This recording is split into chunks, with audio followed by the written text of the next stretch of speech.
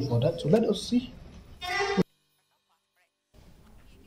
Today, the PA Sangma International Medical College and Hospital, developed in partnership with the Meghalaya-based University of Science and Technology and the Government of Meghalaya, celebrated its National Medical Commission (NMC) approval at the USTM Auditorium. Chief Minister Conrad K. Sangma, along with his cabinet minister, Sarojini Sangma, the wife of late P.A. Sangma, and notable figures from the medical field and diplomats from various countries attended the event.